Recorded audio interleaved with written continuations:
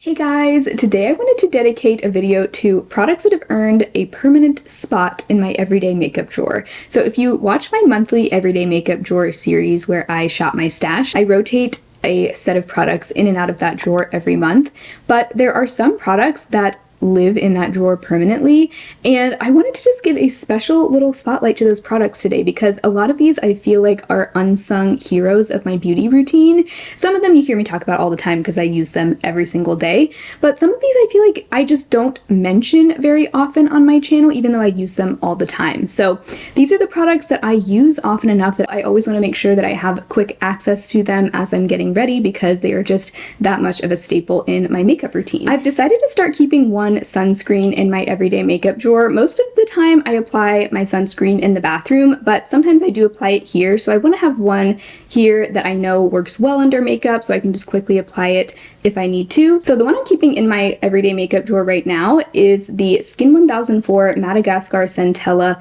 Hyaluronic Water Fit Sun Serum with SPF 50+. This is one of my favorite sunscreens I've tried. I would say this is probably in the top 5 of all time. This is the one that lives in my everyday makeup drawer because this one I find works especially well under makeup. I almost feel like this has a bit of a makeup priming effect. It's a very nice lightweight cream. It blends in really quickly to the skin. Like, it doesn't even feel like you're applying sunscreen, which is why I love Korean sunscreen so much. It goes on just feeling like a moisturizer, but I swear it has almost like a skin smoothing effect to it.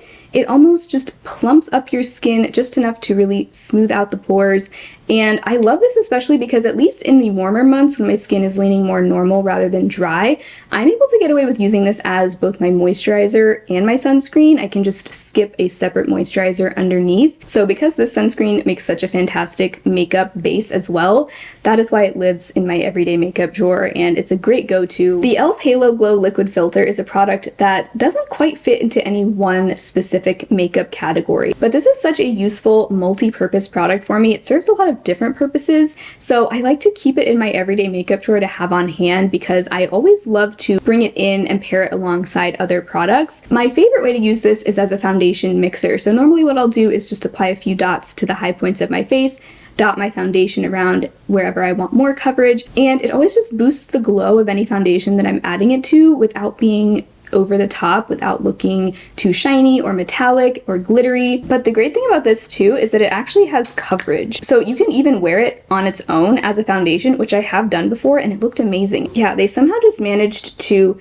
mimic the look of healthy glowy skin without putting any kind of shimmer in this. Also, another way I like to use this is if I've already applied a foundation and it's just looking a little dull, a little dry, I just want to add a little bit more life to my face, I'll just tap a little bit of this on with a sponge. It completely just revives my skin and it looks so beautiful. So it just serves so many great purposes that I always want to have it easily accessible as I'm getting ready. Same with both of these powders. These are my two favorite powders of all time, but I actually have a new powder that has joined the mix that I've also given a permanent spot in my everyday makeup drawer that I want to mention, but these two are my old reliable, the e.l.f. Halo Glow Loose Setting Powder, one of the best. It's super finely milled. I especially love this powder for the under eyes. I really tend to prefer loose powders on the under eyes because I just feel like they tend to be a lot friendlier and more forgiving to that skin. I'm even like swatching it on my skin right now and it really does feel so velvety and it just sinks right in. My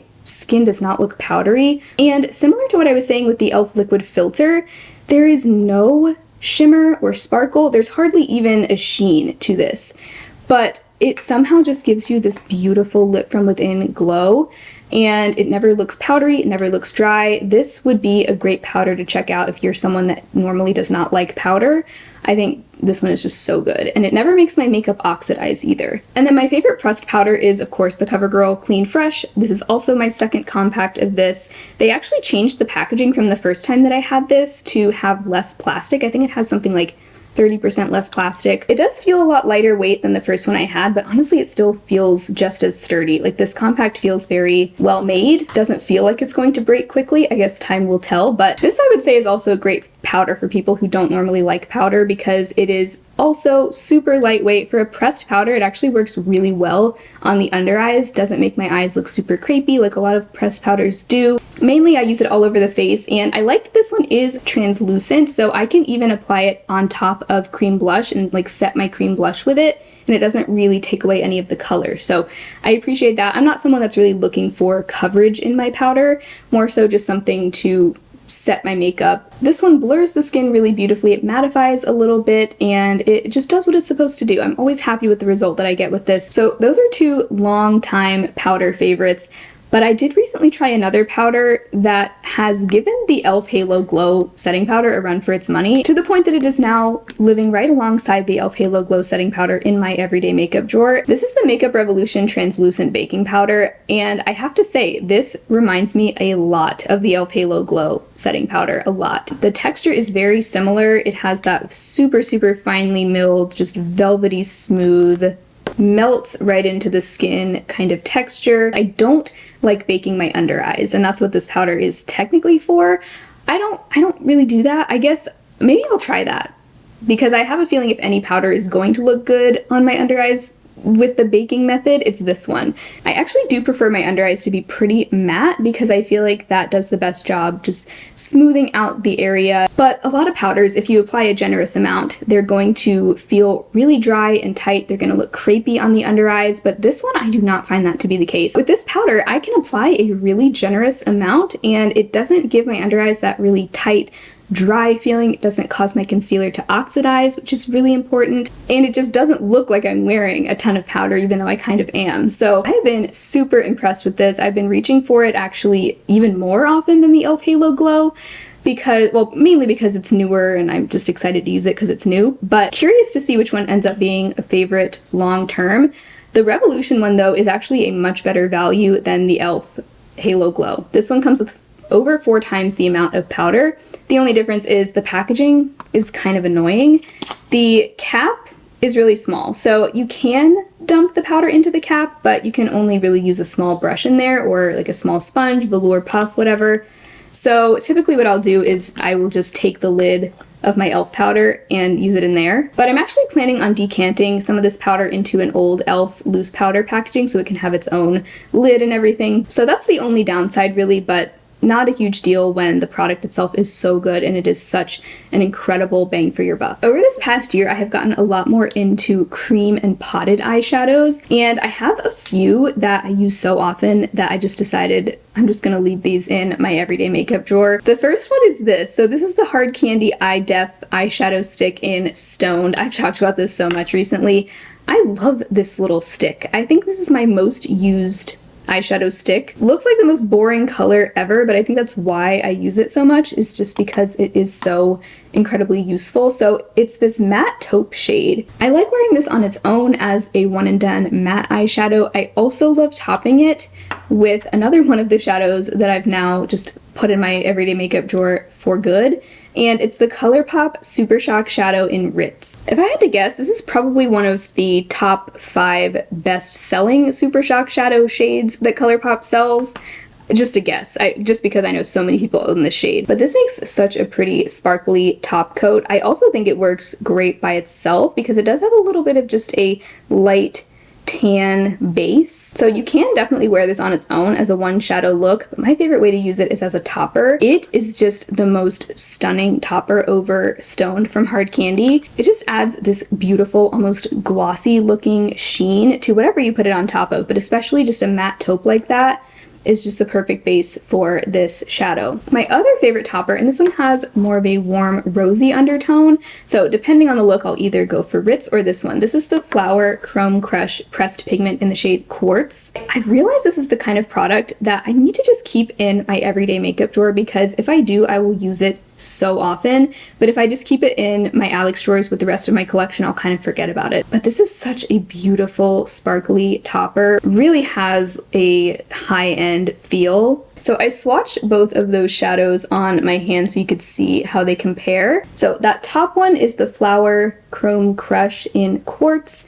and the bottom one is ColourPop Ritz. I love the dimension of that flower shadow. It has a bunch of different sized glitter particles, so it gives a really twinkly high-end look. So ColourPop Ritz I really like to pair with more taupey, browny, beigey looks. The flower one I feel like pairs beautifully with rosy looks, or really any color of look, because it doesn't have a super strong base to it. So those are my top two toppers. Love them so much, and because they're so versatile, they go with so many different kinds of looks. I just like to keep them right where I can grab them easily. Obviously, the Kokie lip liner in Nude, we all know this. This is my favorite lip liner. I wear it more often than any other lip liner. This is a great light brown if you have fair skin. If you find a lot of brown lip liners tend to look just too deep, too orange. It's very neutral, so it goes with so many of my nude lip colors. Most of the time if I'm wearing a nude lip, this is the lip liner I'm wearing underneath because it just goes with everything.